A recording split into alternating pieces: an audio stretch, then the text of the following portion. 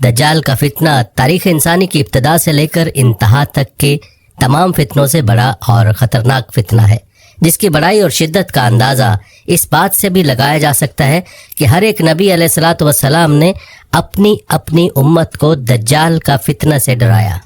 दज्जाल का मायने है बहुत ज़्यादा झूठा शख्स, क्योंकि दज्जाल भी हक के साथ बातिल को मिलाकर झूठ बोलेगा, इसलिए इसे दज्जाल कहा गया है। ये अव्वलन खुद को मोमिन जाहिर करेगा और लोगों को भलाई की तरफ बुलाएगा, लेकिन फिर नबुवत का और आखिरकार खुदाई का दावा करेगा। मशहूर है कि इसकी असल यहूद से होगी। हकीमुल उम्मत मुफ्ती अहमद यार खान नईमी रहमतुल्लाह अलैह फरमाते हैं, दज्जाल दो किस्म के हैं, छोटे और बड़े। छोटे दज्जाल बहुत हुए और होंगे। हर झूठा नबी, झूठा मौलवी, सूफी जो लोगों को गुमराह करें वो दज्जाल हैं। बड़ा दज्जाल सिर्फ एक ही है जो दावा खुदाई करेगा। इमाम मोहम्मद बिन अहमद कुर्तबी रहमतुल्लाह अलैह फरमाते हैं, दज्जाल और कुर्ब क़यामत इसके ज़ाहिर होने पर एतकाद रखना बरहक, और यही अहले सुन्नत बिल अमूम फ़िक़हाए कराम और मुहद्दिसीन इज़ाम का मसलक है। मुख्तलिफ अहादीस में दज्जाल का हुलिया बताया गया है। इन तमाम को सामने रखने से दज्जाल का जो हुलिया सामने आता है वो ये है कि दज्जाल एक जवान मर्द होगा, दराज कद और एक आंख से काना होगा, और कानी आंख ऐसी होगी जैसे फूला हुआ अंगूर हो, जबकि इसकी एक आंख खून आलूद होगी। इसका सीना चौड़ा और ज़रा सा अंदर की तरफ धंसा हुआ होगा। दज्जाल की पेशानी चौड़ी होगी और दोनों आंखों के दरमियान काफ फे रे यानी काफिर लिखा हुआ होगा, जिसे हर मुसलमान पढ़ सकेगा, चाहे उसे पढ़ना आता हो या ना आता हो, और इसके बाल घुंघरियाले होंगे। दज्जाल के निकलने से पहले दुनिया की बहुत बुरी हालत होगी, जैसा कि अहादीस मुबारका के मज़ामीन से पता चलता है कि उसके निकलने से 3 साल पहले ही दुनिया में आम कहत फैल जाएगा। पहले साल आसमान 1/3 बारिश और ज़मीन 1/3 पैदावार रोक लेगी। दूसरे साल आसमान 2/3 बारिश और ज़मीन 2/3 पैदावार, जबकि तीसरे साल आसमान सारी बारिश और ज़मीन सारी पैदावार रोक लेगी, हत्ता कि आसमान शीशे का और ज़मीन तांबे की हो जाएगी। उस खुश्क साली के सबब तमाम चौपाए हलाक हो जाएंगे, फितने और कत्लो गारत गरी आम हो जाएगी, आदमी एक दूसरे को कत्ल और जिला वतन कर रहे होंगे। तब दज्जाल मशरिक की समत एक असबहान या खुरासान नामी शहर से निकलेगा। ग़िज़ाई कहत के अलावा इल्मी और रूहानी कहत भी बर्पा होगा। दीन के सिलसिले में लोगों में ज़ौफ़ पैदा हो चुका होगा। उलमा और दीनदार लोगों की किल्लत होगी। दज्जाल ज़मीन पर 40 दिन रहेगा, जिनमें से एक दिन 1 साल के बराबर, एक दिन 1 माह के बराबर और एक दिन 1 हफ्ते के बराबर, जबकि बाकी अय्याम साल के आम दिनों की तरह होंगे। इस मुद्दत में दज्जाल अपने गधे पर सवार होकर सारी दुनिया का चक्कर लगाएगा। गधे का जुस्सा इतना बड़ा होगा कि दोनों कानों के दरमियानी फासला 40 हाथ के बराबर होगा, और इस गधे की रफ्तार का ये आलम होगा कि एक कदम उठाएगा तो 1 मील की मुसाफत तय करेगा, और रुए ज़मीन का कोई मैदानी, सहराई और पहाड़ी इलाका ऐसा बाकी नहीं बचेगा कि जहां वो ना जाए। अलबत्ता मक्का मुकरमा और मदीना तैयबा पर फरिश्तों का पहरा होने की वजह से उनमें दाखिल ना हो सकेगा, बल्कि मदीने के बाहर दलदली ज़मीन में पड़ाव करेगा, और मदीना पाक में ज़लज़ले के 3 झटके आएंगे, जिसकी वजह से हर काफिर और मुनाफिक मदीना से भाग निकलेगा और दज्जाल से जा मिलेगा। उस रोज़ मदीना पाक हर मुनाफिक और फासिक मर्द औरत से खालिस व पाक हो जाएगा। इसीलिए उस दिन का नाम यौमुल खल्लास भी है, और बाज़ रिवायत के मुताबिक बैतुल मुक़द्दस और कोह तूर पर भी नहीं जा सकेगा। दज्जाल तरह तरह के शौबदों के ज़रिए लोगों का ईमान बर्बाद करने की कोशिश करेगा। हदीस मुबारका में है कि दज्जाल के साथ रोटियों के पहाड़ होंगे। दज्जाल के पैरोकारों के अलावा बाकी लोग सख्त तकलीफ में होंगे। उसके साथ 2 नहरें होंगी, जिनमें से एक को जन्नत और दूसरी को दोज़ख कहेगा। दर हकीकत जिसे वो जन्नत का नाम देगा वो दोज़ख, और जिसे वो दोज़ख का नाम देगा वो जन्नत होगी। उसके कहने पर आसमान से बारिश बरसेगी और लोगों के सामने वो एक शख्स को कत्ल करके फिर जिंदा कर देगा। दज्जाल के फितनों की वजह से अहले ईमान सख्त परेशानी और तंगी के आलम में भाग कर दुखान नामी एक पहाड़ में पनाह लिए हुए होंगे, लेकिन दज्जाल उनका पीछा करके पहाड़ का घेरा कर लेगा। अहले ईमान सख्त भूख और तकलीफ में मुब्तला होंगे। तब अल्लाह पाक हज़रत सैयदना ईसा अलैहिस्सलाम को नाजिल फरमाएगा। حضرت سیدنا عیسیٰ علیہ السلام کو دیکھتے ہی دجال ایسے کھلے گا جیسے پانی میں نمک گھلتا ہے، اور آپ علیہ السلام دجال کو مقام لطف پر قتل کریں اور اس کے پیروکاروں میں سے کسی ایک کو بھی زندہ نہ چھوڑیں گے۔ ایک مرتبہ میں سمندر کے سفر پر نکلا، مسافروں کی کل تعداد 30 تھی اور ہم سب ایک کشتی پر سوار تھے۔ ہمارا سفر انتہائی اطمینان کے ساتھ کٹ رہا تھا کہ اچانک ہوا چلنا شروع ہو گئی اور سمندر میں طوفان آ گیا۔ اس شدید ہوا اور طوفانی لہروں کے ہماری کشتی اور سمندر میں موجود دیگر کشتیاں ڈولتی جاتی۔ کشتی کے مسافر صورتحال سے پریشان ہو گئے اور ہر کوئی اپنے اپنے خداؤں کو پکارنے لگا، کیونکہ کسی کو کچھ سمجھ میں نہیں آ رہا تھا کہ کیا کرے۔ سمندر سے اٹھنے والی لہر ایک سمت کی بجائے ہر طرف سے کشتی کو اپنی لپیٹ میں لے رہی تھی۔ تھک ہار کے ملاح نے بھی چپو چھوڑ دی اور ایک طرف بیٹھ گیا۔ اب ہم میں سے ہر کسی کو یہ یقین ہو چکا تھا کہ ایک موت یقینی ہے۔ سورج غروب ہونے کا تھا اور اس کی روشنی آہستہ آہستہ ختم ہوتی جا رہی تھی۔ شام کا اندھیرا اور منزل کا کوئی پتہ نہیں تھا۔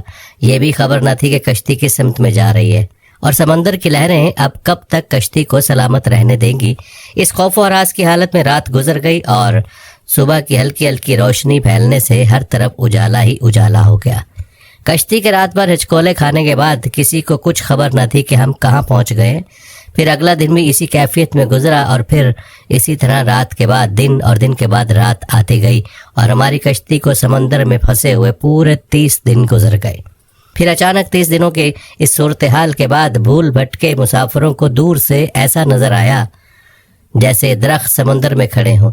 30 دن سے مصیبت میں پھنسے ہوئے مسافروں کو یہ مناظر دیکھ کر امید کی کچھ نظر آئی اور ملاح نے جلد از جلد وہاں پہنچنے کے لیے پوری قوت کے ساتھ چپو چلانا شروع کر دیے اور کشتی کو تیزی کے ساتھ ان درختوں کی طرف لے جانے لگا۔ کشتی میں موجود مسافر جنہیں یقین ہو گیا تھا اب موت کے سوا کوئی چیز نہیں، ان کے چہرے پر زندگی کی امید نظر آنے لگی۔ پھر کشتی جوں جوں قریب ہوتی گئی درخت صاف نظر آنے لگے۔ ملاح پوری قوت سے کشتی چلا رہا تھا کہ سورج غروب ہونے سے پہلے پہلے ان درختوں تک پہنچ جائے، تاکہ کہیں ایسا نہ ہو کہ اندھیرا ہو جانے کے باعث ہم اس آخری امید سے بھی ہاتھ دھو بیٹھے۔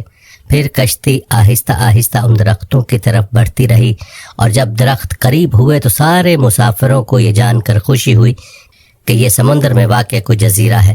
ابھی تو سورج مکمل غروب نہیں ہوا تھا کہ کشتی جزیرے کے کنارے پہنچ گئی۔ مسافروں کو اس جزیرے پہ اترے زیادہ دیر نہیں گزری تھی، درختوں کے درمیان میں سے ایک عجیب و غریب جانور نکلا۔ اس جانور کے پورے جسم پر بال تھے اور اس قدر لمبے اور گھنے تھے کہ یہ معلوم ہی نہ ہوتا تھا کہ جانور کا اگلا حصہ کون سا ہے اور پچھلا حصہ کون سا۔ سارے مسافر اس عجیب و غریب جانور کو دیکھ کر حیران و پریشان ہو گئے، کیونکہ ان میں سے کسی نے بھی اس سے پہلے ایسا جانور دیکھا ہی نہ تھا۔ اب اس پراسرار جزیرے کو دیکھ کر سب پریشانی میں مبتلا ہو گئے کہ یہ کیا بلا ہے۔ ایک مسافر نے دوسرے مسافر سے پوچھا کہ یہ کیا چیز ہے۔ جانور نے مسافر کی یہ بات سن لی اور مسافر کے جواب سے پہلے جانور خود بولا، میں جاسوس ہوں۔ جانور کے انسانوں کی طرح گفتگو کرنے سے تمام مسافر مزید پریشان ہو گئے، کیونکہ آج تک انہوں نے کسی جانور کو انسانی زبان میں بولتے نہیں دیکھا تھا، نہ سنا تھا۔ چنانچہ سب یہ سمجھنے لگے کہ ہو نہ ہو یہ کوئی جن ہے اور ہمارے سامنے آ گیا ہے۔ تمہاری جاسوسی کا مقصد کیا ہے اور تم کس کے لیے جاسوسی کرتے ہو؟ ایک مسافر نے ہمت کر کے اس سے پوچھا۔ میں جس کے لیے جاسوسی کرتا ہوں اسے تم سے ملنے کا بے حد شوق ہے، وہ تم سے باتیں کرنا چاہتا ہے، لہٰذا تم میرے ساتھ چلو۔ یہ سن کر تمام مسافر حیران پریشان چپ چاپ اس کے پیچھے ہو لیے۔ وہ عجیب و غریب جانور درختوں کے درمیان راستے سے ہوتا ایک پرانے محل کے سامنے جا کر کھڑا ہوا۔ محل کو چاروں طرف سے بلند و بالا درختوں نے گھیر رکھا تھا۔ مسافروں نے وہاں پہنچ کر پریشان نظروں سے اس کی طرف دیکھا اور پھر جانور کی طرف سوالیہ نظروں سے دیکھنے لگے۔ جانور پھر آگے چلا اور سب مسافروں کو ایک بڑے دروازے سے گزارتے ہوئے محل کے اندر لے گیا۔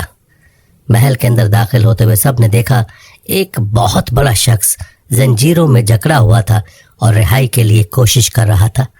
ہم نے اس سے پہلے اتنے بڑے قداور اور اتنے زیادہ روب والا شخص کبھی نہیں دیکھا تھا۔ ایک مسافر نے ہمت کر کے پوچھا، تم کون ہو؟ میں کیا ہوں اور کون ہوں یہ تو تم جان ہی لوگے، پہلے یہ بتاؤ تم کون ہو؟ اس نے سوال کرنے والا مسافر سے پوچھا۔ ہم عرب قبائل لخم اور جذام کے لوگ ہیں، اور ساتھ ہی اس مسافر نے اپنے ساتھ بیتی اور یہاں تک پہنچنے کی ساری داستان بتا دی۔ اس قید میں جکڑے ہوئے شخص نے کہا ذرا مجھے نخلستان بسان کے متعلق تو بتاؤ، اس کے متعلق کیا جاننا چاہتے ہو؟ ایک مسافر نے پوچھا۔ خبردار، ان قریب ان پر پھل لگنا بند ہو جائے گا، وہ قیدی غصیلے انداز میں بولا۔ پھر وہ مسافروں سے مخاطب ہوئے کہنے لگا، اچھا قبرستان کے دریاؤں کے متعلق تو بتاؤ۔ مسافروں نے کہا، دریا کے متعلق کیا پوچھنا چاہتے ہو؟ وہ بولا، اس میں پانی ہے؟ مسافروں نے کہا، ہاں اس میں پانی ہے۔ اس نے کہا، ان قریب اس کا پانی ختم ہو جائے گا۔ پھر وہ کہنے لگا کہ زغر کے چشمے کے متعلق تو بتاؤ، کیا پوچھنا چاہتے ہو؟ مسافروں نے کہا، یہی کہ اس چشمے میں پانی ہے کہ نہیں، اور اگر وہاں پانی ہے تو پھر وہاں کے لوگ چشمے کے پانی سے کھیتی باڑی کرتے ہیں؟ پھر وہ پوچھنے لگا، اچھا مجھے بتاؤ کہ امیوں کے نبی محمد کے بارے میں تو بتاؤ۔ مسافروں نے جواب دیا، انہوں نے مکہ سے اپنی دعوت کا اعلان کیا اور اب وہ مکہ سے نکل کر یثرب میں موجود ہیں۔ کیا وہ عرب کے لوگوں کے ساتھ کوئی لڑائی لڑے؟ عربوں نے لڑائی میں ان کے ساتھ کیا سلوک کیا؟ قیدی نے پوچھا۔ جواب ملا، وہ بہت سے عربوں پر غالب رہے اور بہت سے عربوں نے تو ان کی اطاعت بھی قبول کر لی ہے، اور اب وہ خود کو ان کے تابعداری میں رکھتے ہیں۔ یہ سنتے ہی وہ غصے سے پھنکارا اور زنجیروں کو جھٹکا دیا۔ پھر مسافروں کو مخاطب کر کے بولا، میں اب تم کو خود سے متعلق بتاتا ہوں کہ میں دجال ہوں، اور تمہاری باتوں سے معلوم ہوتا ہے کہ مجھے یہاں سے نکلنے کی اجازت ملے گی۔ میں پھر اس جزیرے سے نکلوں گا اور 40 دن میں ساری دنیا گھوموں گا۔ دنیا کی کوئی بستی اور گاؤں ایسا نہیں ہوگا جہاں سے میرا گزر نہ ہو۔ ہاں، مکہ اور مدینہ میں جانا میرے بس سے باہر ہے، مجھے وہاں جانے کی اجازت نہیں۔ میں ان دونوں شہروں میں جانے کی کوشش بھی کروں گا تو فرشتے میرے سامنے رکاوٹ بن جائیں گے، ان کے ہاتھوں میں تلواریں ہوں گی اور وہ مجھ سے لڑیں گے۔ یہ داستان ہمیں ایک صحابی نے سنائی جو اسلام قبول کرنے سے پہلے عیسائی تھے۔ یہ عجیب و غریب سا واقعہ دیکھنے کے بعد وہ آپ صلی اللہ علیہ وآلہ وسلم کی خدمت میں حاضر ہو کر مسلمان ہو گئے۔